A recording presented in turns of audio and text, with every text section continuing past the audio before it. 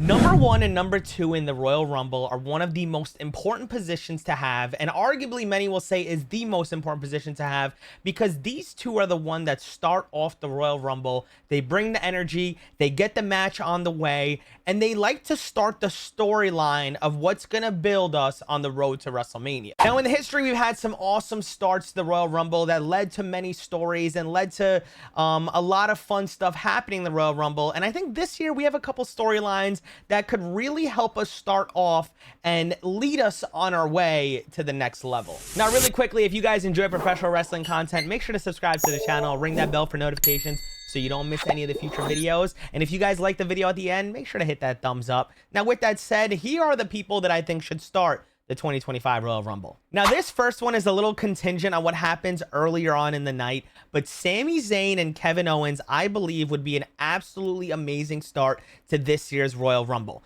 Now, we saw a little segment between these two earlier on I believe it was Monday Night Raw, where you had Sami Zayn and Kevin Owens face to face finally, and they were talking about potentially helping each other in this Royal Rumble.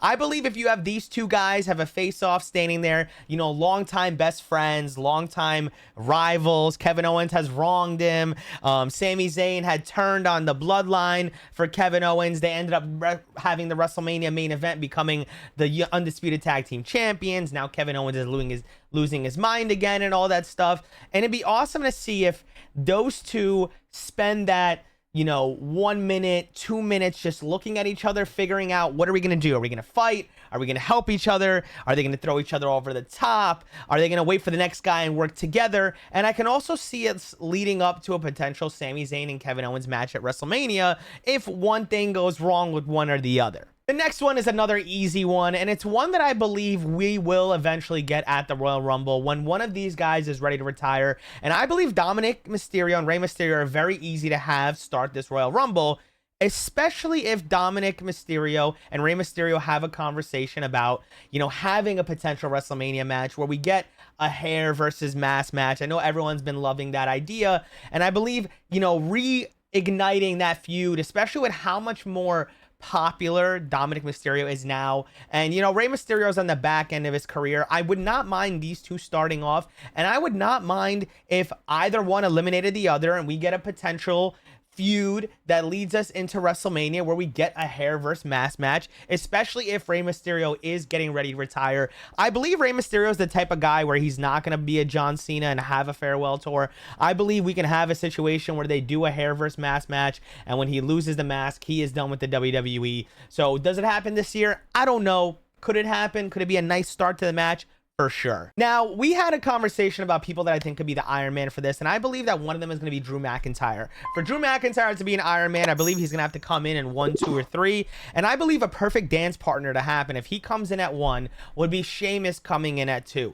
Those two have had bangers after bangers after bangers, and you guys know exactly how it is with these two guys. They throw down, they would get the whole place excited. The face-off that they would have to start off would be amazing, and these guys would be like the chops you would hear to start in Lucas Oil Stadium would be absolutely mwah. And I think that'd be a really good start. And I believe Drew McIntyre eliminating Sheamus very early on would also, you know, start building us to realizing that Drew McIntyre is still that dude. Now, one that I believe is a little bit of a curveball, it's something that I think would be surprising and exciting to have. You would have Shinsuke Nakamura come in. He basically announced he is going to be in the Royal Rumble, and kind of like a little weird, you know, you are the United States champion and you're making it a bigger deal that you're in the Royal Rumble with that little vignette they had. I believe he's going to be dropping that title pretty soon, but you have Shinsuke Nakamura in there, and you have a surprise return at number 2 in AJ Styles. And you guys know that these guys have had absolutely banger classic matches. You know, it's something that I believe these two can put on banger after banger after banger, just like the previous guys. And I believe the start for them with the amazing pop you'd have for AJ Styles coming back and the hard-hitting fun action they would have to start it, it's a pretty easy one in my opinion. Now, getting into the little fun stuff, this is one that I believe would be really, really fun. I don't think they do it because I think both of these guys are going to be there at the end, and I don't think that they last the longest. But if you had Seth Rollins either start this match, or you have Roman Reigns start this match and the other guy come in, Like, can you imagine the pop when Roman Reigns starts the Rumble and then all of a sudden you hear burn it down and you have the two Shield members with the tension that they have after what happened at WrestleMania. The fact that Roman Reigns lost his belt at WrestleMania just so he can take down Seth Rollins. And you know Seth Rollins just itching to get another piece under the skin of Roman Reigns. And just like, he wants it. He wants to just eat that moment up. And those two in there, I am telling you, the tension would be like, it would cut so deep, and it would be so exciting to see these two start off the Rumble. I truly don't think there's maybe one or two situations where you have a larger star-studded moment, which I'll get into. But these two are just, it would be like pure, cinema. And talking about the potential next star-studded one, again, I don't believe this happens. It is possible. If they want to start this one off with a banger, Randy Orton returns to surprise John Cena, who is #1 in the Royal Rumble. You literally cannot script it any better than that. Like, you have John Cena come out as the first one, and we're going, oh my God, John Cena's first. There's no way he wins. And then all of a sudden, you have the surprise return of Randy Orton off the neck injury. Like that, the place, I think we'd experience an earthquake.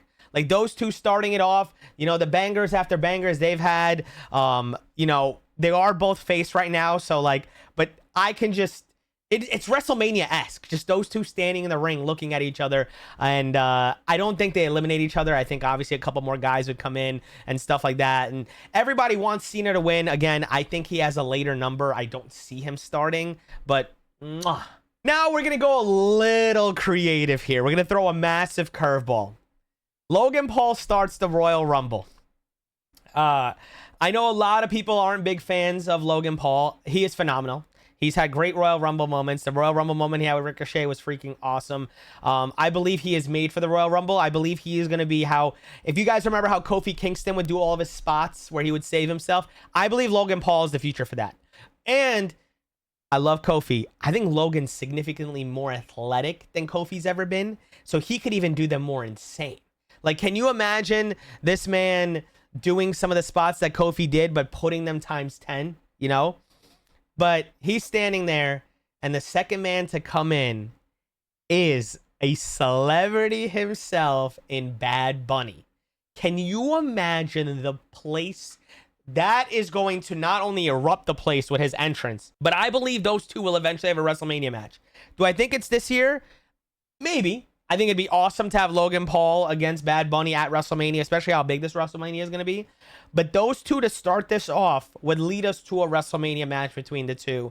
And I believe that it's going to be one of the most viral moments you can actually have in like mainstream media when you have Logan Paul and Bad Bunny to start off the Royal Rumble. I believe everyone's going to tell their friends and family while it's happening, and they're going to start tuning in, which is, I believe, the goal for having #1 and 2, which way it is. So those two, I think, would be an absolutely amazing fire start to this Rumble. Now, this next one, I believe, is this is like a very high chance, in my opinion, of this happening. Jey Uso needs to get his entrance at the Rumble, right? So I think he has to be 1 or 2 if we're going to get a real Jey Uso entrance.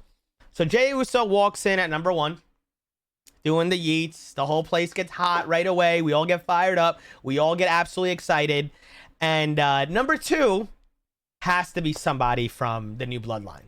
Solo Sikoa, Jacob Fatu, I think is I believe Jacob Fatu is the right choice. Tama Tonga, and a returning Bronson Reed. Who knows? And you have Jey Uso start, and you have Triple H, because I know so many people want Jey Uso to win. You have Triple H keep sending out all Bloodline members. If Solo starts, you send Jacob then Tama Tonga, then Tonga Loa if he's good enough to come back.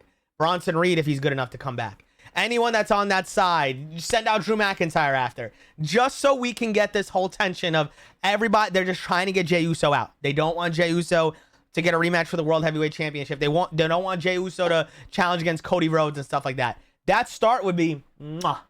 And then realistically, this is who I think is going to be #1 and #2. I've said this for a while. I've made this prediction. I believe at the #1 spot, you're going to have Damien Priest come in. Damian Priest is going to come in. I'd be all excited that he's going to stand there. And at number 2, and I know you guys are sick and tired of it. You guys have been telling me you're sick and tired of it. But I believe this is the way they're finally going to end this whole entire thing between these two. They're on different shows and whatever. You have Finn Balor come in. You have these two get their final, you know, thing in from their feud, their final goodbye, their final send-off. I don't believe that send-off they had was the right send-off, and I believe this will be their final send-off when Finn Balor throws Damien Priest over the top rope. Or this could be a perfect opportunity for them to bring Demon Finn Balor back, where Damien Priest has to face Demon Finn Balor and he eliminates Damien Priest. I believe either of those two ways is realistically what Triple H is going to go with. Now, I'm going to spitball a few of these at you that could be exciting, could not be exciting. I know. I'm just going to spitball a few of them. So, first up, one spitball I have is Braun Strowman and Jacob Fatu. We saw what he did to him at Saturday Night Main Event. I believe those two would be a really fun way to go about it.